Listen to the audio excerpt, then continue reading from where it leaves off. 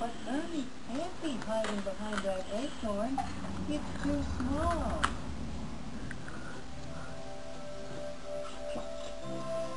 Oh, look! The tiny acorn grew into a great big tree. And that sounds just like Ernie's laugh. Ernie must be behind the tree. Found you, Ernie. Or are you just a mighty oak tree?